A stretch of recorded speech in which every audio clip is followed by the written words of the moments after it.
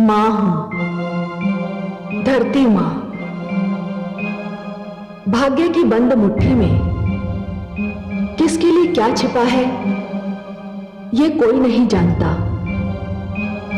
इसका पता तो उसी समय चलता है जब ये मुट्ठी खुलती है। नियति और होनी पर किसी का बस नहीं। अपना लेख केवल विधाता ही पढ़ सकता है। श्रवण कुमार के माता पिता ने राजा दशरथ को पुत्र वियोग में तड़प तड़प कर जान देने का श्राप दिया था। मैं उस समय असमंजस में पड़ गई थी कि यह कैसा श्राप है जिसका कोई आधार नहीं है, जो हवा में लटका हुआ है। क्योंकि दशरथ को तो महारानी कौशल्या और सुमित्रा कोई संतान ही नहीं दे सकी थी। किंतु जब दोनों रानियां इस बात पर सहमत हो गई कि दशरथ कैकेयी को तीसरी पत्नी के रूप में स्वीकार कर लें, तो श्रवण कुमार के माता पिता के दिए श्राप के लिए एक राह निकलती दिखाई देने लगी। लेकिन क्या कैकेयी दशरथ को संतान दे पाएगी? क्या दशरथ के आंगन में सचमुच बच्चों की किलकारियां गूंजने लगेंगी, या उन्हें कुछ और करना पड़ेगा? मैं भी ये जानने को उत्सुक हूं।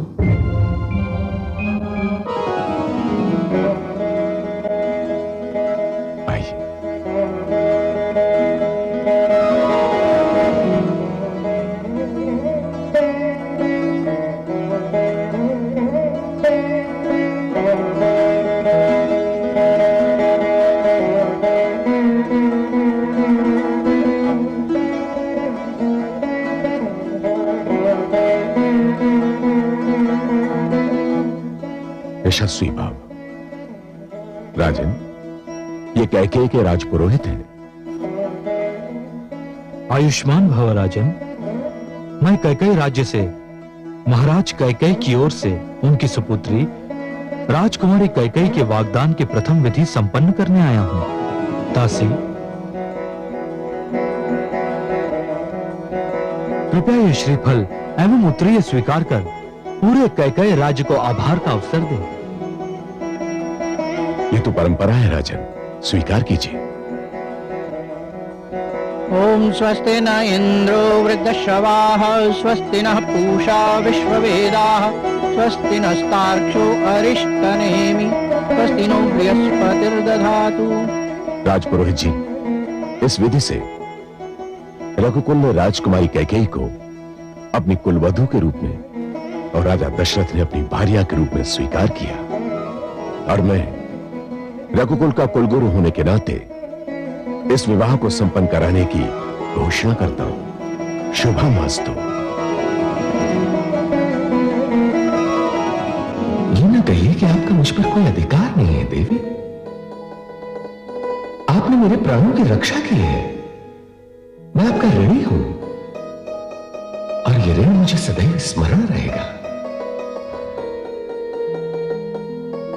और मैं? आप भी। राजकुमारी की जय हो। अयोध्या नरेश दशरथ आए हैं। क्या? महाराज दशरथ कहाँ हैं? वो इधर ही आ रहे हैं।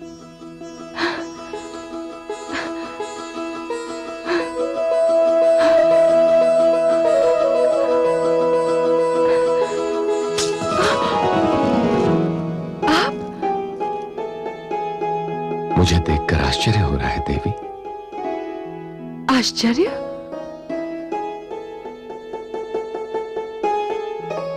मुझे अपने नेत्रों पर विश्वास नहीं हो रहा है। कहीं मैं स्वप्न? नहीं, ये स्वप्न नहीं है देवी। मैं वही दशरथ हूं जिसका जीवन आपकी वीरता का उपहार है। नहीं, आप वे दशरथ हैं जिनका प्रेम अब मेरे जीवन का आधार है। मुझे समझ में नहीं आता मैं आपका स्वागत कैसे करूं। बुद्धिमान कहते हैं कि जो बात समझ में ना आए वो नहीं करनी चाहिए। स्वागत तो औपचारिकता है।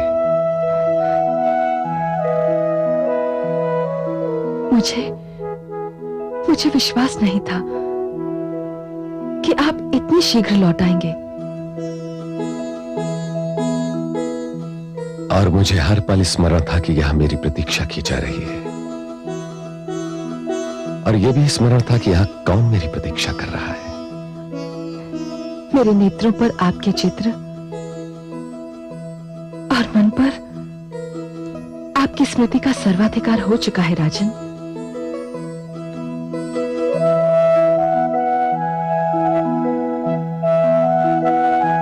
आपने ये नहीं पूछा कि मैं यहां क्यों आया।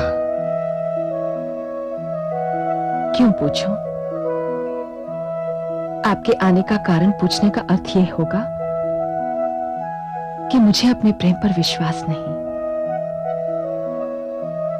आपका विश्वास जीत गया देवी। राजन। हाँ देवी, मैं वो कहने आया हूं जो पहले न कह सका। आपने मुझे युद्ध में विजय की बधाई देते हुए कहा था कि जीत केवल मेरी हुई थी,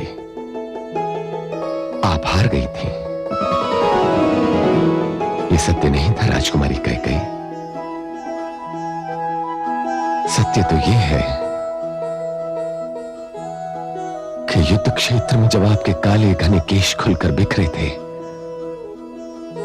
और श्रावण की उस घटा से मुझे आपका मुखचंद्र दिखाई पड़ा था, मुझे उसी क्षण विश्वास हो गया था कि मैंने भी अपना बहुत कुछ हार दिया है। मैं जान गया था कि यह क्षण अब जीवन के किसी भी क्षण मेरा साथ नहीं छोड़ेगा। हाँ देवी, मैंने आपके पिताश्री का शगुन स्वीकार कर लिया है।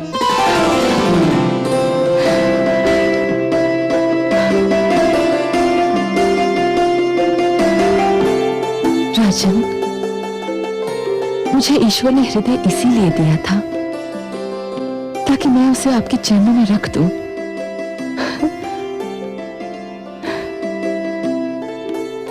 और मैंने उस हृदय को बड़े प्यार से उठाकर अपने हृदय में रख लिया है।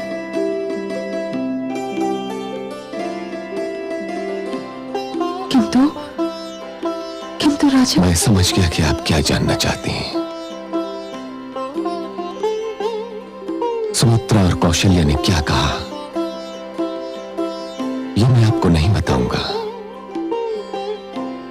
बस इतना ही कह रहा हूं कि वे दोनों व्याकुलता से आपकी प्रतीक्षा कर रही हैं।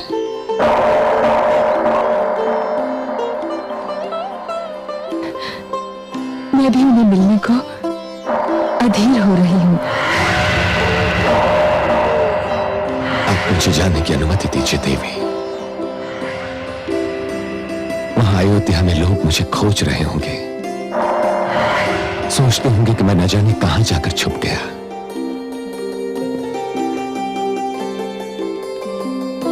अयोध्या वाले शीघ्र ही जान लेंगे कि आप केवल मेरे हृदय में ही छिप सकते हैं।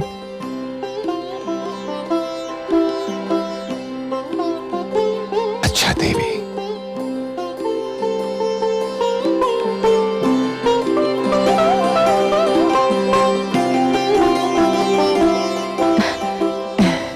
महाराज, ये मेरी धाइना मंत्रा है। मैंने इसी की गोद में अपनी आंखें खोली थी। मंथरा ने मां बनकर पाला है मुझे। दाई मां को मेरा प्रणाम। तेजस्वी भव, यशस्वी भव, दीर्घायु भव। ईश्वर संसार की सारी प्रसन्नताएं आपके चरणों में रखते। मैं जानती थी जिसे मेरी राजकुमारी ने चुना होगा वो ईश्वर के भंडार का सबसे अनमोल रत्न होगा।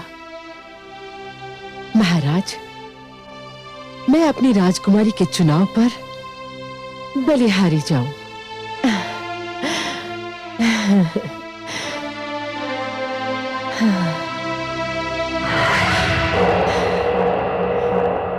वाह पुत्री, चुना भी तो 2 पत्नियों वाला पति।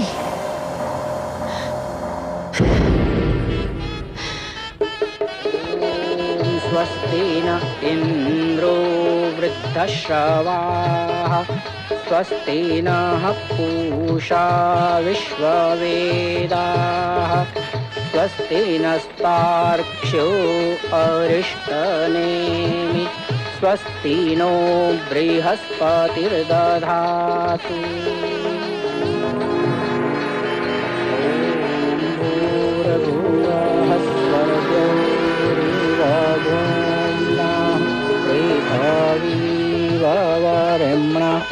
तस्यास्ते पृथ्वी।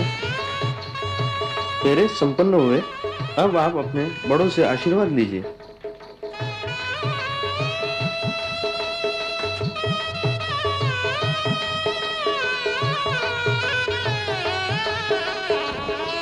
आयुष्मान भव, आयुष्यमती भव।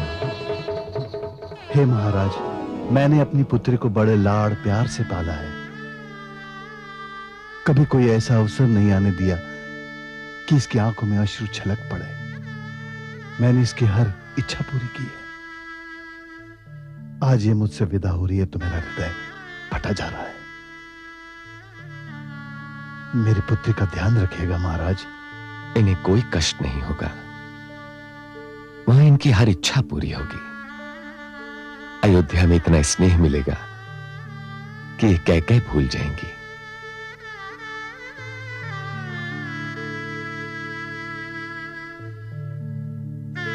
एक और विनती है महाराज। आदेश करें। मैंने आपको बताया था कि मंथरा ने मां बनकर मेरी पुत्री को पाला है। मुझे भली भांति ज्ञात है। यदि आपको आपत्ति न हो तो मैं मंथरा को कैकेयी की देखरेख के लिए आपके साथ भेज दूं।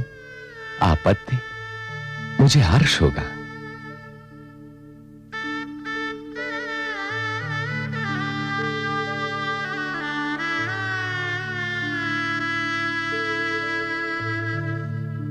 आइए देवी।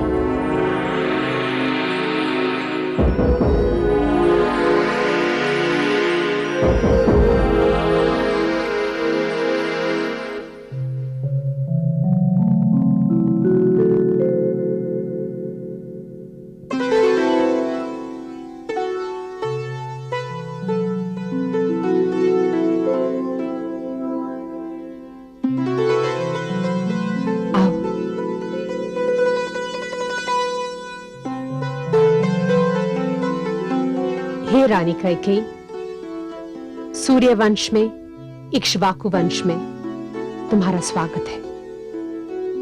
अब अयोध्या ही तुम्हारा घर है।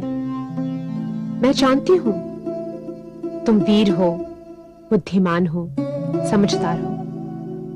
महाराज तुम्हारे विषय में हमें सब कुछ बता चुके हैं, किंतु मैं आयु में तुमसे बड़ी हूं, इसलिए तुम्हें यह बताना मेरा कर्तव्य है कि पुत्रवधु 2 वंशों की मर्यादा लेकर आती है और उसे ये दोनों मर्यादाएं संभालनी होती है। आप सबको मेरी ओर से कभी कोई कष्ट नहीं पहुंचेगा और तुम्हें हमारी ओर से सदैव पूर्ण सहयोग, मित्रता और शुभकामनाएं मिलती रहेगी।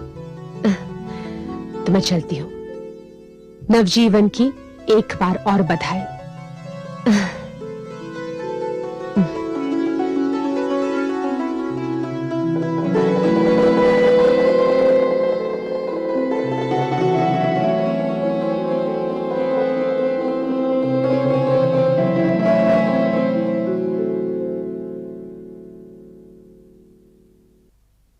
स्वामी, मुझे आपसे ये कहने की आवश्यकता तो नहीं,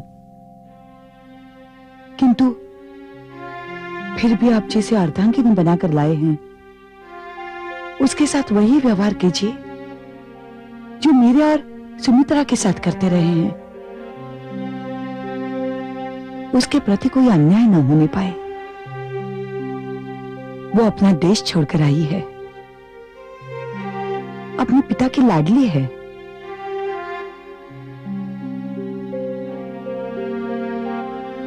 आप महान हैं। पटरानी होते हुए भी कैकेयी के प्रति जो प्रेम और स्नेह का प्रदर्शन आप कर रही हैं, ये गुण हर स्त्री में नहीं होता। साधारणतया एक स्त्री दूसरी स्त्री को अपने अधिकारों का एक अंश भी नहीं देती, और आप। मुझे सूर्यवंश और इक्ष्वाकु वंश का हित अपने हित से अधिक प्रिय है महाराज।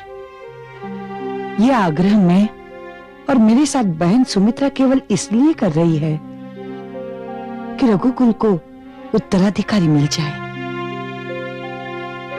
कौन जाने,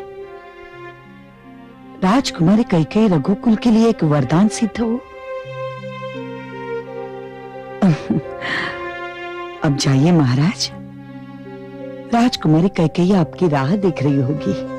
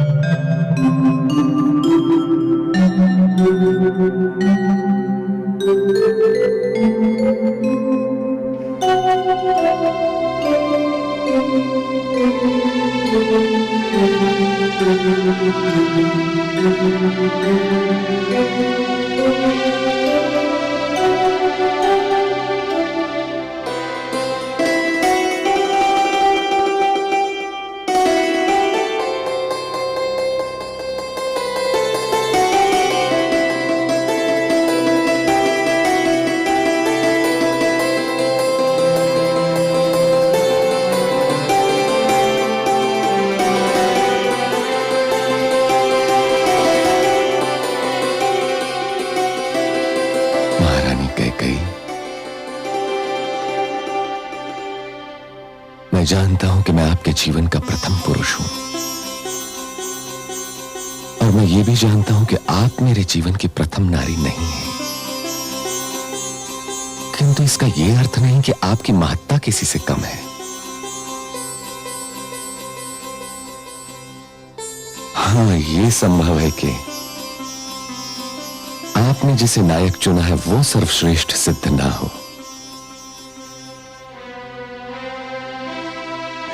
मैंने आपको अपने जीवन का महानायक चुना है महाराज। सर्वश्रेष्ठ कौन होता है, क्या होता है, इसकी व्याख्या केवल मैं कर सकती हूं। यह अधिकार मेरा है।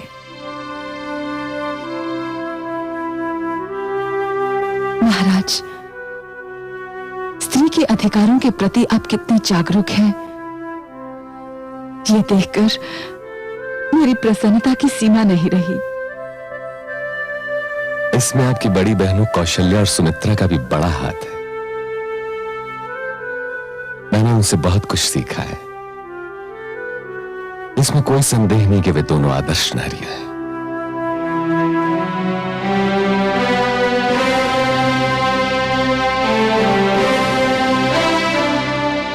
महाराज, इस कुल में आने से मैं धन्य हो गई। आपके संग नवजीवन आरंभ करने से पहले मुझे अपनी बड़ी बहनों से आशीष ले आने दीजिए। चलिए, मैं भी आपके साथ चलता हूं। नहीं महाराज, मैं अकेली जाना चाहती हूं। जैसी आपकी इच्छा।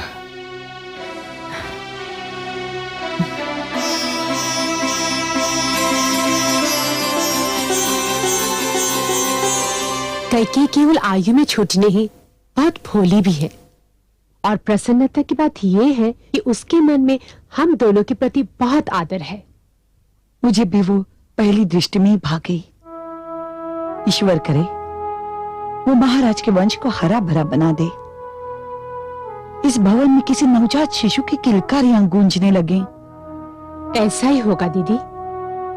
सत्य कहते हो सुमित्रा, यदि कैकेयी के गर्भ से शिशु जन्मा तो मैं उसे अपनी संतान समझकर कलेजे से लगा लूंगी।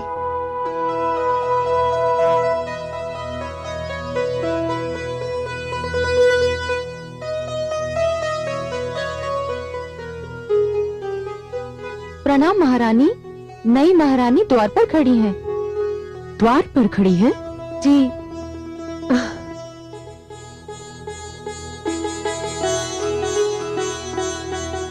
तुम यहाँ क्यों खड़ी हो? अंदर आओ। आओ।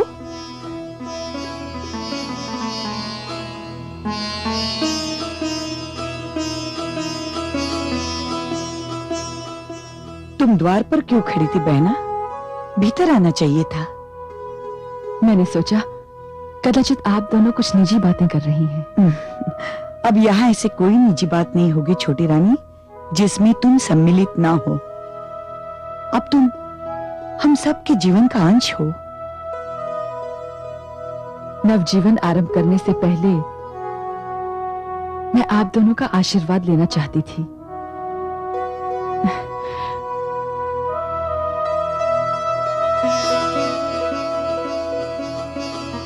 संतानवती भव।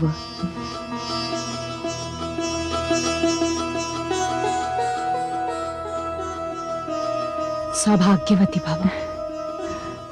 मैं आप दोनों को विश्वास दिलाती हूँ कि मैं आप दोनों की छोटी बहन ही बनकर रहूंगी। और हम दोनों तुम्हें विश्वास दिलाते हैं कि हम तीनों बहनों की भांति मिलकर रहेंगे। अब तुम अपने कक्ष में जाओ, महाराज प्रतीक्षा कर रहे होंगे। चल आओ।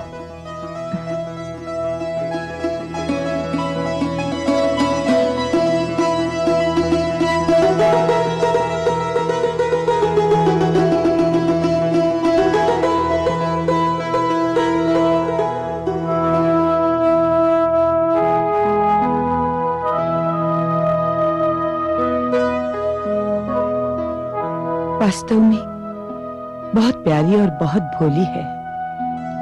सत्य कह रही हो दीदी।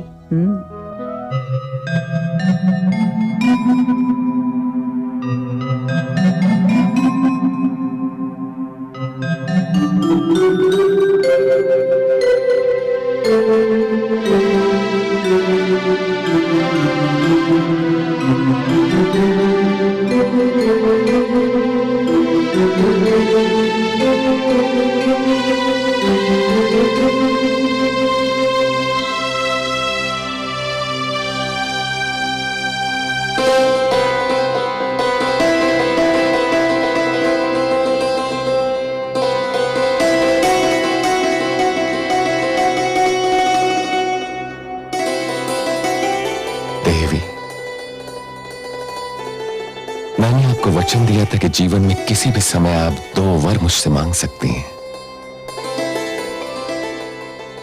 आप चाहें तो आज इसी क्षण जो चाहे मांग लें। मुझे आप मिल गए, आपका प्रेम मिल गया। दो प्यार करने वाली बड़ी बहनें मिल गई, एक बड़ा कुल मिल गया, मुझे एक महान वंश मिल गया है। अब तो ईश्वर से भी कुछ मांगने की इच्छा नहीं रही। आपसे क्या मांगूं? यदि कोई आवश्यकता हुई तो आपसे नहीं तो और किससे मांगूंगी? अभी मुझे कुछ नहीं चाहिए।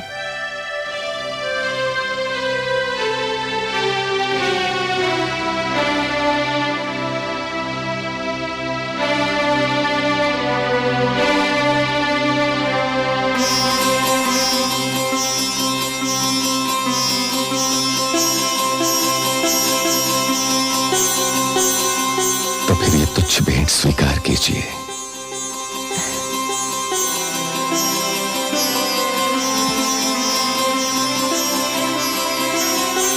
जो आपसे मिले वो तुच्छ हो ही नहीं सकता,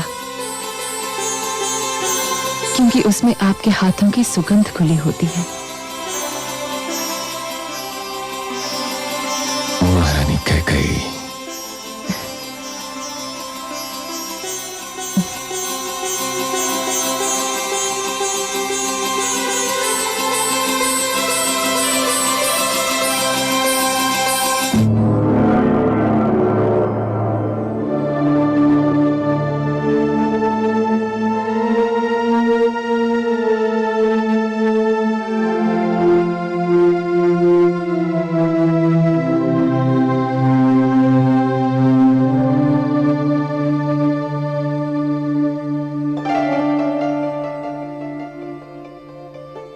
बड़े गहरे चिंतन में डूबी हुई दिखाई दे रही है महादेवी। किस समस्या ने आपका ध्यान अपनी ओर आकर्षित कर रखा है? कुछ नहीं कमलनयन, मैं अयोध्या नरेश दशरथ के भाग्य की विडंबना के विषय में सोच रही थी। विडंबना? विडंबना कैसी महादेवी? इस क्षण तो उनके जीवन रूपी सागर में सुख का ज्वार आया हुआ है। उन्हें कौशल्या और सुमित्रा जैसी देवियों का साथ तो प्राप्त था ही। अब देवी कैकेयी जैसी वीर, सुंदर और साहसी स्त्री उनके जीवन में सुख का संदेश लेकर आई है। सुख का संदेश? तो क्या आप भी कौशल्या सुमित्रा की भांति यही समझते हैं कि कैकेयी राजा दशरथ को वो दे सकेगी जो वे दोनों न दे सकी? कैकेयी राजा दशरथ को संतान दे पाती है अथवा नहीं, ये तो केवल विधाता जानते हैं महादेवी। परंतु इसमें चिंता की क्या बात है? मुझे चिंता है सर्वेश्वर, मुझे चिंता है। यदि दशरथ को संतान नहीं मिलती है तो उन्होंने आज जिस सुख का अनुभव किया वो क्षणिक सिद्ध होगा, और यदि उन्हें संतान मिलती है तो श्रवण के माता पिता का श्राप उनकी ताक में है। आपकी चिंता सर्वथा उचित है महादेवी। श्रवण के माता पिता का श्राप उनके दुखी हृदय की पुकार था, और आप तो जानती हैं महादेवी कि दुखी हृदय की पुकार अपना रंग दिखाए बिना नहीं रहती। तो क्या श्रवण के माता पिता का श्राप ही किसी नई कहानी का कारण बन जाएगा?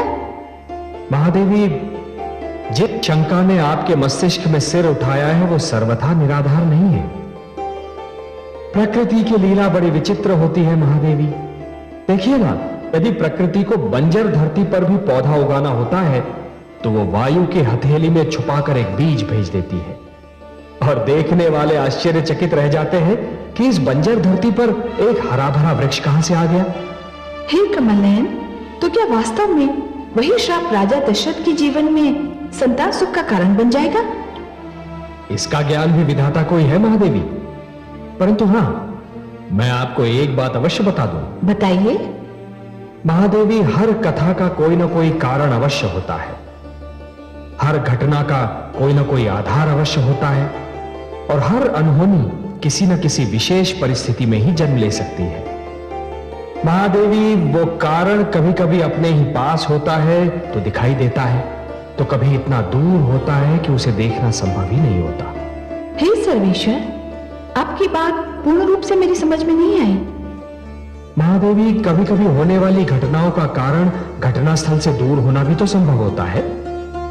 यूं समझिए कि कभी कभी धरती पर जो घटनाएं घटती हैं उनका कारण दूर नभमंडल और अंतरिक्ष में होने वाली हलचल होती है। आज वही हो रहा है। क्या हो रहा है कमल नयन, और कहाँ हो रहा है? महादेवी, अयोध्या में जो कथा जन्म लेने वाली है उसका कारण अयोध्या से बहुत दूर लंका में बन रहा है। लंका में? हाँ महादेवी, लंका में। लंका नरेश रावण के घर में।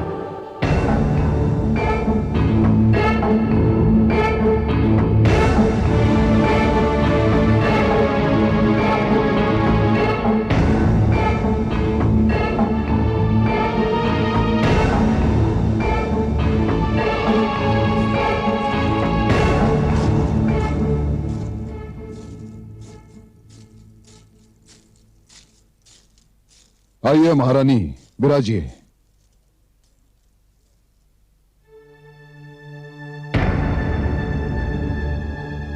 क्या बात है महारानी, आज आप खिन्न और दुखी दिखाई दे रही हैं। हाँ स्वामी, मैं दुखी अवश्य हूं। मैं आपके दुख का कारण जानता हूं। क्या जानते हैं आप? आप मेरे उस दिन के व्यवहार से दुखी हैं जब मैंने युद्ध भूमि से लौटकर आरती का थाल फेंक दिया था, दीप बुझा दिए थे। महारानी, मैं उस दिन के व्यवहार की क्षमा मांगता हूं।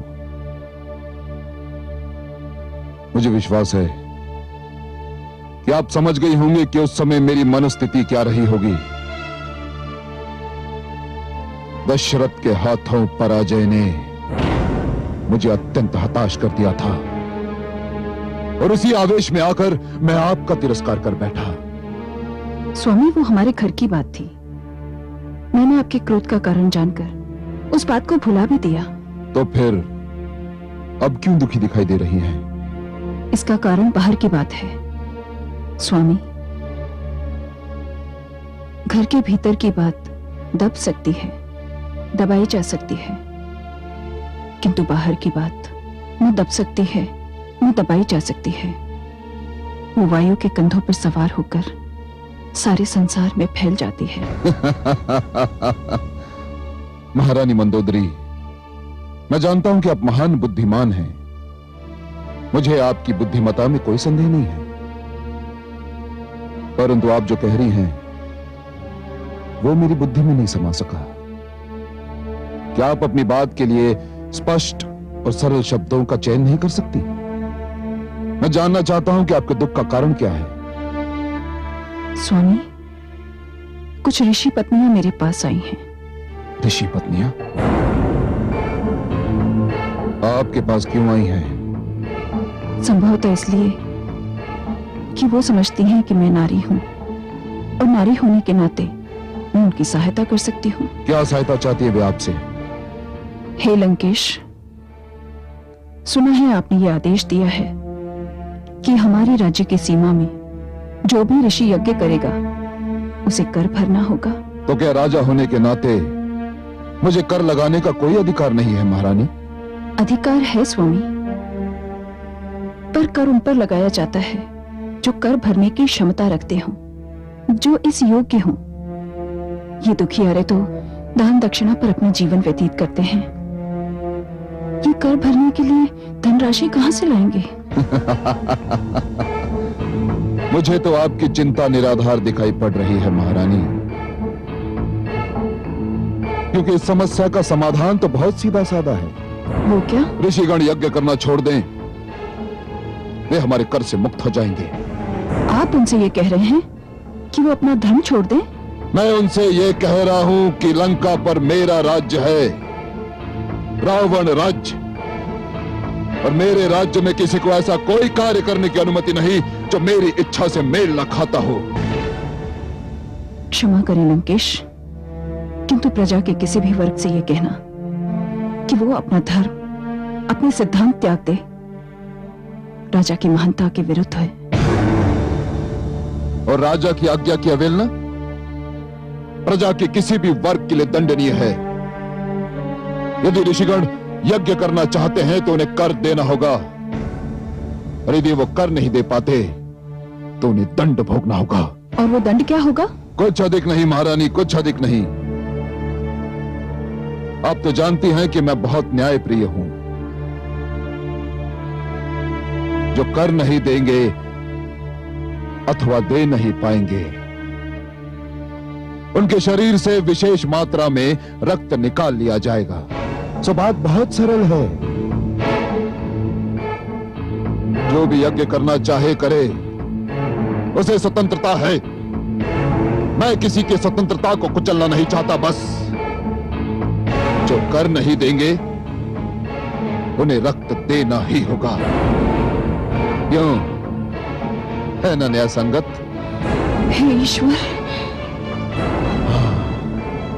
ये न्याय संगत है। ये न्याय संगत है। महारानी, आपसे मिलने जो ऋषि पत्नी आई हैं, उन्हें मेरी ओर से शुभ समाचार दे दीजिए कि मैंने उनकी समस्या का बहुत सरल समाधान बता दिया है। अब मुझे अनुमति दीजिए। बहुत सारे ऋषिगण पकड़ कर लाए गए हैं, मुझे उनको भी न्याय देना है।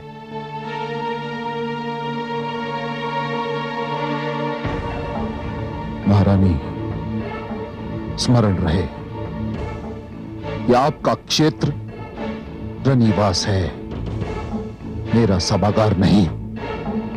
स्मरण रहे।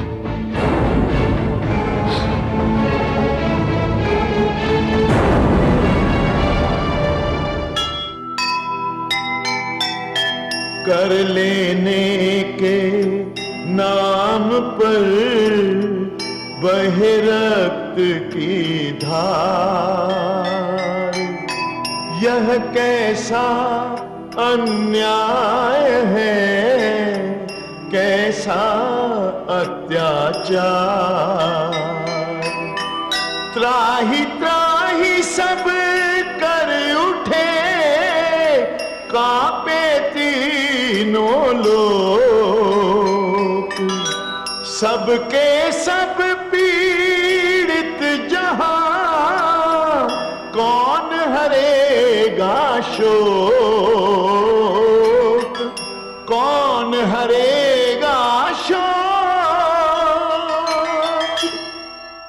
जो सुनेगा ये पुराण, पाएगा सुख और ज्ञान, पाएगा सुख और ज्ञान। कर्म को ही धर्म जान, प्रेम की तू छेड़तान, प्रेम की तू छेड़तान।